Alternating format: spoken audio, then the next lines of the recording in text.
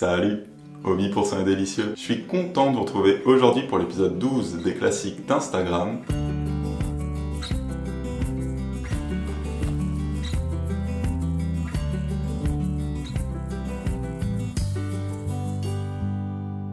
Les amis, on se retrouve aujourd'hui pour préparer le cake salé au quinoa et à la farine de sarrasin de Camille du compte Instagram Camomilicious. C'est une recette légère, super originale et très gourmande. Au passage, je vous invite à follow Camille sur Instagram si ce n'est pas déjà le cas. Son compte, c'est une petite merveille. Et je suis super pressé de réaliser cette recette avec vous aujourd'hui parce que j'ai déjà testé. Je sais qu'elle est trop bonne, donc je sais que je vais me régaler lors de la dégustation en fin de vidéo. Sur ce, j'enfile mon plus beau tablier et je vous retrouve vers les fourneaux.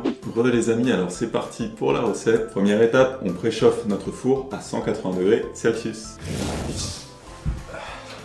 Ensuite, premier ingrédient de notre cake, 300 g de quinoa cuit. Alors je vous donne le poids cuit si jamais vous voulez utiliser des restes, mais sinon pour obtenir 300 g de quinoa cuit, il faut faire cuire en fait 100 g de quinoa cru dans 210 ml d'eau. Et mon premier tips du coup pour obtenir vraiment un cake super savoureux, c'est de bien préparer votre quinoa. Comme il va occuper une place majeure de ce cake, c'est vraiment très important. Pour ça, le quinoa, ce qu'il faut faire, c'est commencer par le rincer à l'eau claire. Ça permet de se débarrasser de sa potentielle amertume. Et puis ensuite, il faut le faire cuire le temps indiqué sur le paquet. Ça peut varier légèrement d'un quinoa à l'autre. Généralement, c'est entre 10 et 15 minutes. Et surtout, l'astuce qui fait toute la différence, c'est de le cuire dans du bouillon plutôt que simplement dans de l'eau salée. Ça va vraiment venir booster les saveurs du quinoa et donc booster les saveurs du cake. Moi ici, j'ai utilisé du dashi, qui est un bouillon japonais qu'on m'a gentiment donné. Maintenant, vous pouvez bien entendu utiliser le bouillon de votre choix. Un bouillon de légumes, par exemple, ça marchera super bien également. Puis, une fois que le quinoa est cuit, on peut passer à la suite de la recette, comme maintenant. Donc, maintenant qu'on a notre quinoa, on va venir ajouter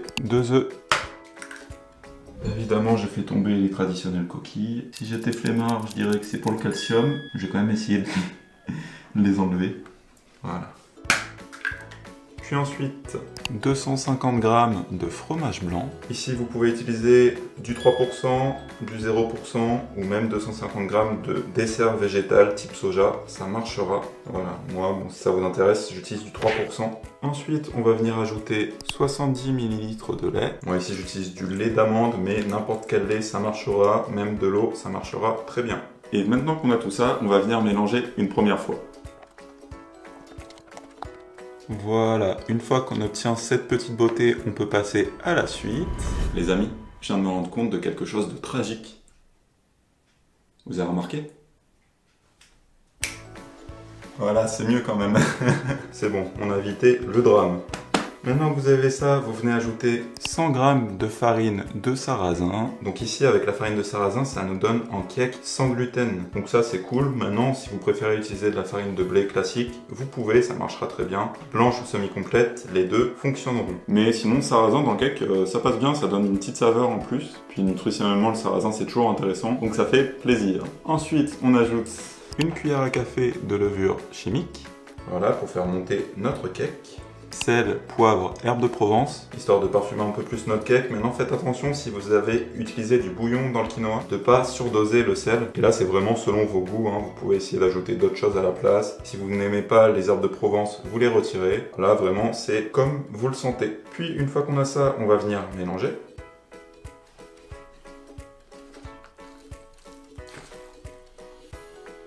Et là, en soi, notre appareil à cake est fini. Maintenant, c'est customisable comme vous le souhaitez. Donc, vous pouvez ajouter d'autres choses dans la pâte, histoire de rendre le cake encore plus savoureux, ou du moins le rendre plus en adéquation avec vos goûts, on va dire. Donc moi, ici, je vais ajouter une demi-bûche de fromage de chèvre. J'adore les cakes avec le fromage de chèvre. Et ça va plutôt bien avec le quinoa et le sarrasin, franchement. Quelques noix, voilà. Histoire d'obtenir un petit peu plus de goût, un petit peu plus de croquant. Et je vais ajouter 100 g d'allumettes de tofu fumé. Alors si vous n'aimez pas le tofu fumé, vous pouvez remplacer traditionnellement, généralement on met des lardons ou des allumettes de bacon si vous mangez de la viande. Maintenant voilà, ici c'est une alternative végé avec ce tofu fumé bien ferme. Moi je trouve ça sympa. Donc j'en mets 100 g en fait, je sais plus si je vous l'ai dit. Hop. Puis maintenant qu'on a ajouté nos petits bonus, on va dire, on remélange bien. et vous obtenez comme ceci une préparation bien crémeuse. Cette préparation, on la met dans un moule à cake, voilà comme ceci. Alors évidemment, huilé et fariné si nécessaire pour ne pas que ça accroche. Et on y verse tout simplement notre préparation.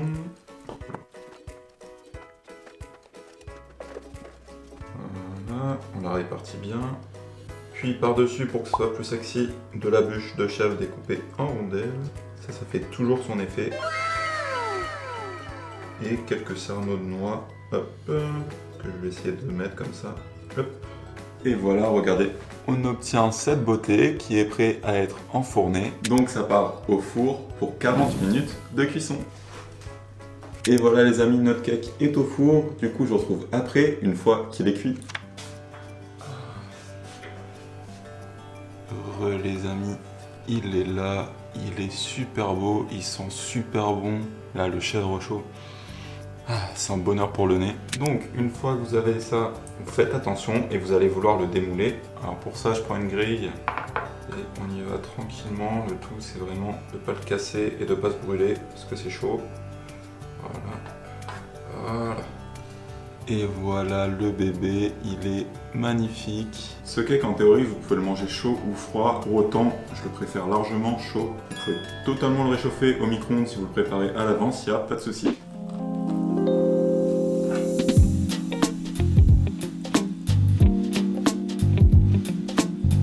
Les amis, alors c'est parti pour la dégustation. Il est là, le magnifique cake, je peux vous dire qu'il sent super bon. En plus j'ai réussi à me dépêcher, donc il est encore tiède, donc c'est nickel. Bon appétit.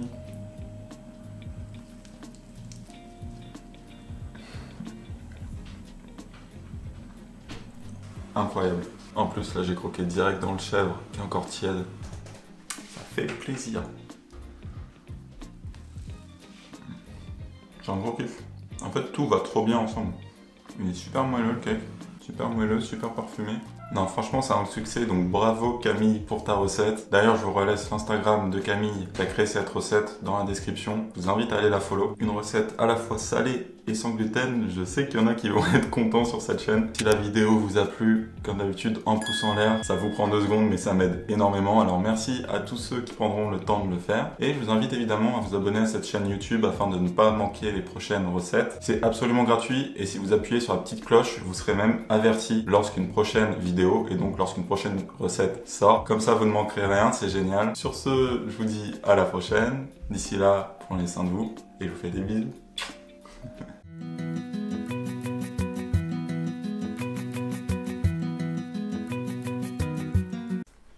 En fait, si je restreins vraiment mes réactions depuis tout à l'heure...